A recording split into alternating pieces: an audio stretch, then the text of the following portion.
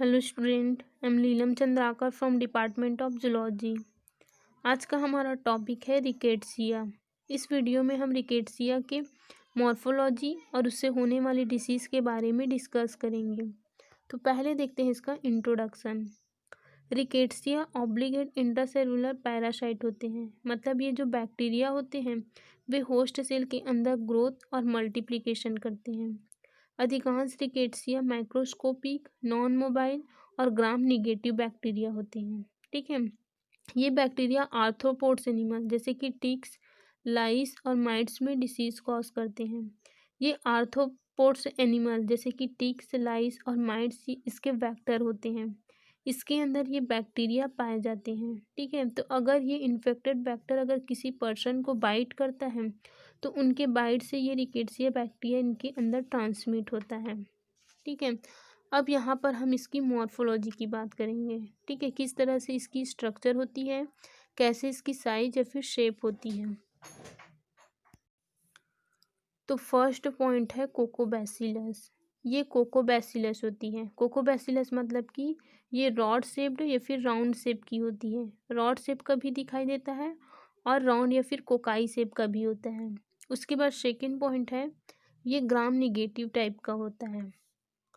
फिर थर्ड है ये प्लियोमॉर्फिक होता है, मतलब कि इन्वायरमेंटल कंडीशन के अकॉर्डिंग अपनी साइज और शेप को चेंज कर सकता है। ठीक है, अब अगर इसके डायमीटर को देखें तो अगर बैक्टीरिया कोकाई शेप में है तो इसका डायमीटर 0.1 माइक्रोमीटर तक होता है। ठीक है, और जो रॉड शेप की बैक्टीरिया है वो 1 से 4 माइक्रोमीटर लॉन्ग होता है।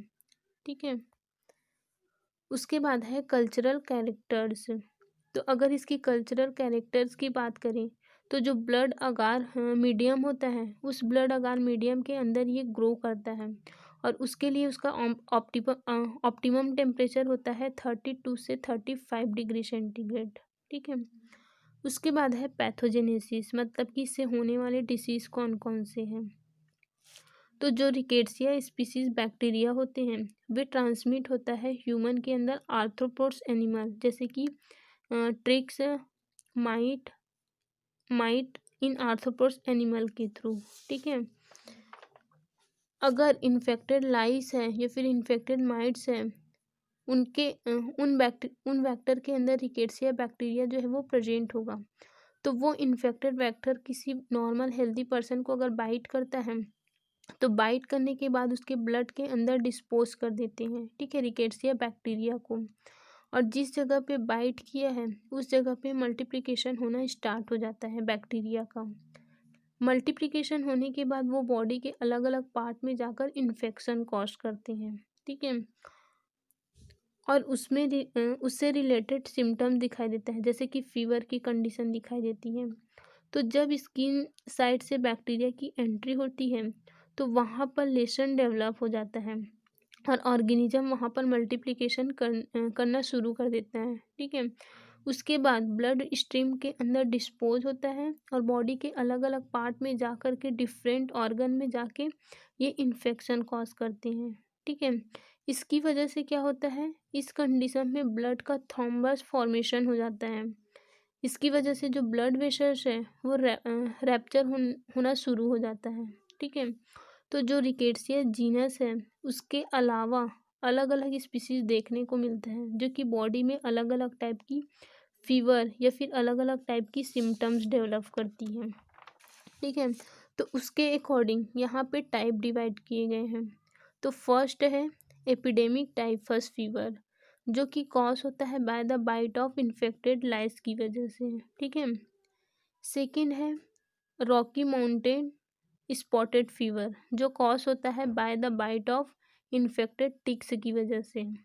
और थर्ड है स्क्रब टाइफस फीवर, ये कॉज होता है by the bite of infected mites की वजह से। ठीक है, तो इसमें फर्स्ट हम देखते हैं एपिडेमिक टाइफस फीवर को। एपिडेमिक टाइफस कॉज होती है रिकेट्सिया प्रोवाजेकी बैक्टीरिया की वजह से।